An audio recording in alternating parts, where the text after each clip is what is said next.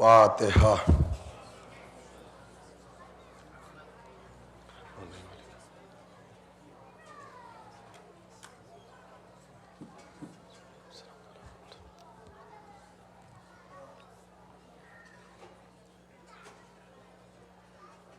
لا حول ولا قوة الا باللہ العلی العظیم۔ اعوذ باللہ من الشیطان اللعین الرجیم۔ بسم اللہ الرحمن الرحیم۔ الحمد للہ رب العالمین والصلاة والسلام علی سیدین الانبیاء والمرسلین سیدنا و نبینا و شفیعنا ابی القاسم محمد وآلہ الطیبین الطاہرین المعصومین المظلومین المنتجبین۔ اما بعد، وقد قال اللہ تعالی فی کتابہ المبین وہو اصدق الصادقین وقولہ الحق۔ بسم اللہ الرحمن الرحیم۔ وما محمد الا رسول صلوات۔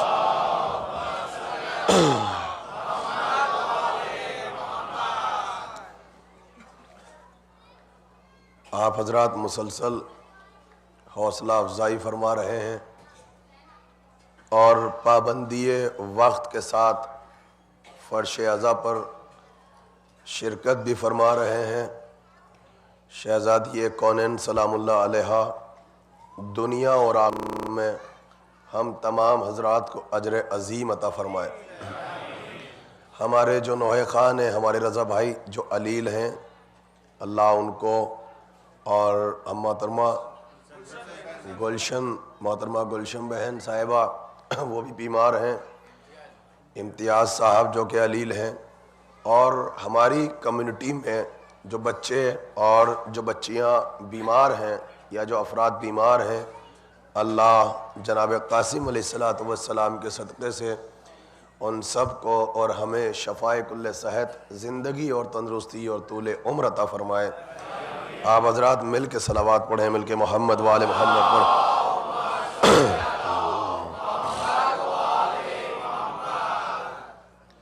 بغیر کسی تمہید کے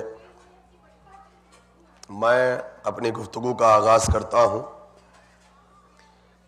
مومنین تو آ چکے ہیں مجھ سے پہلے، لیکن اصل میں مجلس میں آہستہ آہستہ آتے ہیں، ہیں سب یہیں پر موجود۔ اس کا سبب یہ ہے کہ اصل میں وہ افراد جو تاخیر سے آتے ہیں اور جو لیٹ آتے ہیں وہ غلط نہیں کرتے، وہ 100% قرآن مجید پہ عمل کرتے ہیں، کیونکہ قرآن مجید کی جو آیتیں ہیں وہ 23 برس میں آہستہ آہستہ نازل ہوئی۔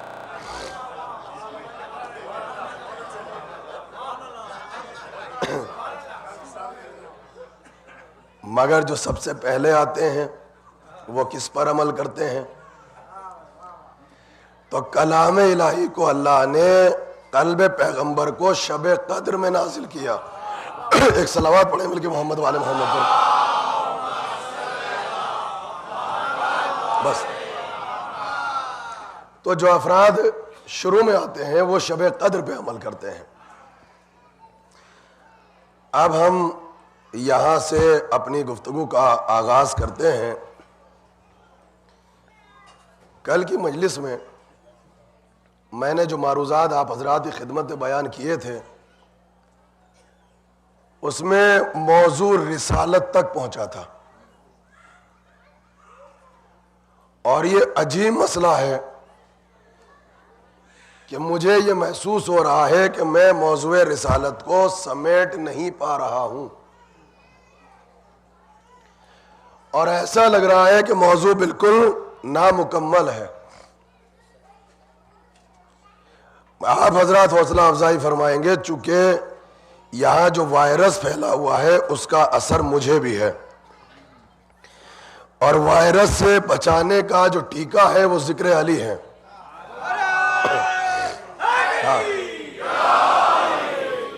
تو 8 یا 10 منٹ کے بعد جو ہے وہ گلا گرم ہوگا اور یہ ہمیشہ رہے گا اور سلسلہ معراج پہ پہنچے گا.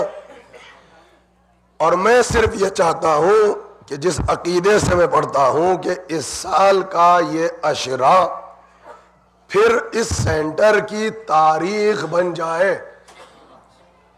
اور جب تاریخ شیعت کے حوالے سے آپ اس سینٹر کی تاریخ کو لکھیں تو یہ عشرہ تاریخ شیعت کا حصہ ہو. رسالت کے سلسلے میں ہم نے کل مشکل سے 5 منٹ گفتگو کی, اور اس کے بعد ہم 1.25 گھنٹہ مسلسل آپ کے سامنے مثالیں بیان کرتے رہے, اور رسالت کو سمجھنے کے لیے ہم نے علم نفسیات اور ہیومن سائیکولوجی کو وسیلہ بنایا. آج بھی ہم یہاں سے بلا فضل رسالت کو سمجھیں گے, اور میرے سامنے پڑھا لکھا طبقہ موجود ہے, وہ گواہی دیں گے کہ میں آج رسالت کو سمجھوں گا اور وسیلہ بناؤں گا پھر ہیومن سائیکولوجی کو, علم نفسیات کو, تاکہ رسالت سمجھ میں آئے. یہ بار بار جو گفتگو رسالت پر آ رہی ہے, اس کا سبب کیا ہے؟ ہمارے اوپر ایک اعتراض ہے, ایک الزام ہے ہمارے طبقے پر کہ ان کی کسی بھی مجلس میں آپ جائیں, ان کے کسی بھی عشرے میں آپ جائیں, یہ صرف مولا علی کو پڑھتے ہیں. یہ پہلا کوشچن ہے اور یہ اعتراض ہے ہمارے اوپر. تو میں نے اس سال یہ چاہا کہ میں صرف رسول اللہ کو پڑھوں گا. اس کا سبب کیا ہے؟ صرف یہ سمجھانے کے لیے کہ پہلے تم اتنی دیر فرش عزا پہ آ کے بیٹھو تو تمہیں عظمت رسالت سمجھ میں آئے. یہ ہے رسالت. پہلے یہاں آ کے بیٹھو تو عظمت رسالت آپ کی سمجھ میں آئے. اب جملہ سنیے, رسول اللہ نے اعلان رسالت کہاں پہ کیا؟ علم نفسیات. میری مجلس یہاں پہ تمام, اور یہاں سے صرف ایگزامپلز.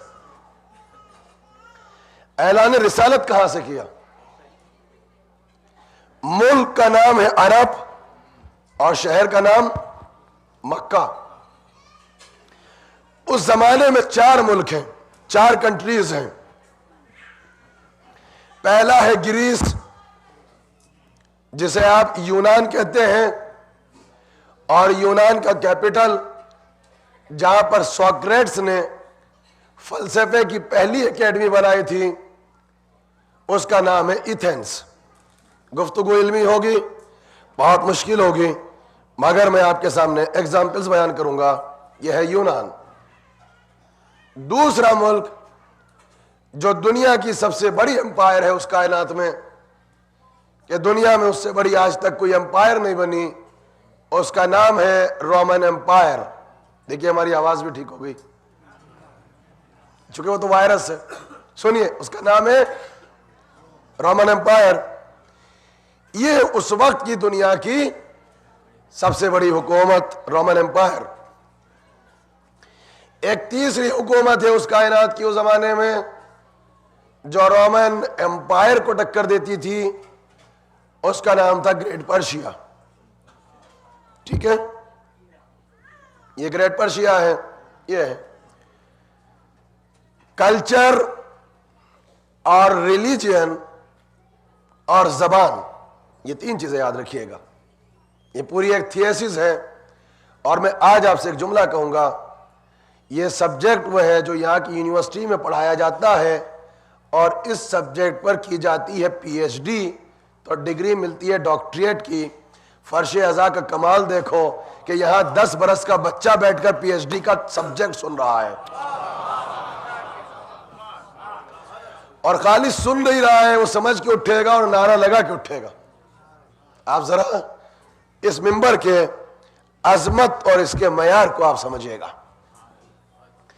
زبان, کلچر, ریلیجن, اس اعتبار سے دنیا کا جو حصہ اپنے کلائمیکس پہ تھا اس کا نام ہے ہندوستان. ہر زمانے میں چاہے بودھ مت کو پڑھو، چاہے چانکیہ کو پڑھو، چاہے اشوک کو پڑھو، چاہے اس کے بعد کی حکومتیں پڑھو، اور چاہے آج کا ہند۔ عرب کا علاقہ جسے آپ کہا جاتا تھا اس زمانے میں، توجہ چاہتا ہوں، بہت مشکل گفتگو ہوگی اور بالکل تھیسس ہے اس مجلس میں۔ یہ موضوع اگر میں خطابت کو وسیلہ نہ بناؤں تو 100% مجمع بیٹھ کے آج سو جائے۔ یہ صرف آپ کی دعائیں ہیں کہ آپ حوصلہ افزائی کرواتے ہیں، اور مجھے حیرت ہے کہ آپ ان سبجیکٹ کو برداشت کر لیتے ہیں۔ عرب کا تعارف کیا ہے اس وقت کی کتابوں میں؟ اس کا نام ہے ڈیزرٹ، اس کو تو کہتے تھے ریگستان، اس کو تو کہتے تھے نخلستان، یہ تو قافلوں کو لوٹا کرتے تھے۔ اس زمانے میں یہ چور اور ڈاکو مشہور تھے۔ یہ ورلڈ ہسٹری کا حصہ ہے، ہم کوئی کمنٹس نہیں کریں گے، ابھی ہم ورلڈ ہسٹری کی منزلت سے گزر رہے ہیں۔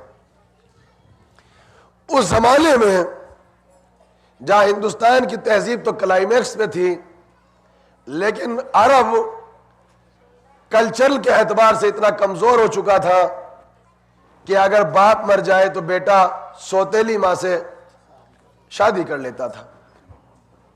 ابھی ورلڈ ہسٹری ہے، اگر بیٹی پیدا ہو جائے تو وہ اس کو زندہ دفن کر دیتے تھے۔ اسی لیے اس کا نام لکھا گیا کہ یہ ڈیزرٹ ہے، یہ تو ریگستان ہے، نہ وہاں پر دین ہے، نہ وہاں کلچر ہے، نہ وہاں سلیقہ ہے، نہ طریقہ ہے، نہ سویلائزیشن ہے، نہ سوکریٹس کا فلسفہ ہے، نہ روم کا فلسفہ ہے، نہ ہندوستان کی لوجک۔ یہاں تک ہم پہنچے۔ 1400 برس پہلے ایسے ڈیزرٹ میں ایک مذہب آیا، اس مذہب کو لانے والے ورلڈ ہسٹری میں ان کا نام رکھا گیا کہ وہ پروفٹ محمد تھے۔ ورلڈ ہسٹری ہمارے پاس چونکہ وقت نہیں ہے اور 2 اور 3 مجلسوں میں سمیٹنا ہے تو گھڑی نہیں دیکھیے گا، چونکہ اب میں ڈرائیو تھرو مجلسیں نہیں پڑھوں گا۔ ہاں یہ سن لیجئے جی، کہ آپ یہاں پارکنگ لاٹ میں جا کے ہم روڈ پر مشینیں لگائے اور کارڈ پنچ کیجئے اور ثواب ملا اور چلے جائیے، اب نہیں، اب کریں گے آپ محنت، اب سنیں گے آپ۔ اب میں آپ کو اٹھا کے پہنچاؤں گا معراج کی منزلت پر۔ وہ جو اسلام لے کر آئے پروفٹ محمد، تو انہوں نے اس جگہ آنے کے بعد کیا اعلان کہ ہم ہیں نبی۔ ایج تھی ان کی اس وقت ظاہری طور پہ 40 ایئرس، 40 سال کے ہو چکے۔ ہسٹری میں کوشچن ہی ریس ہوا کہ سرکار کو اللہ نبی کو وہاں بھیجتا جو ایتھنس ہے، یہ کوشچن ہے، یعنی یونان میں آنا چاہیے تھا، چونکہ وہاں کا فلسفہ ہے یا ہندوستان آتے یا روم میں آتے، وہاں کیوں بھیجا؟ اس کا جواب یہ ہے کہ اگر آپ کے رسول، یاد رکھیے گا آج اسلام نہ ہوتا، اگر یونان میں آ جاتے، گریس میں، اور ہندوستان میں آ جاتے اور روم میں آ جاتے، اگر اسلام ہوتا بھی تو یہ نبی کا معجزہ نہیں تھا، معجزہ نہیں تھا۔ کیوں؟ ہیومن سائیکولوجی سنیے باپ، میں اس ممبر پر آیا، میں نے 1 آور پڑھا کردار، کیریکٹر، وا، جھوٹ، سچ، تو یہاں پہ مجلس پڑھنا اور سبجیکٹ ہو کردار، یہ معجزہ نہیں ہے۔ آپ مجھے نہیں جانتے،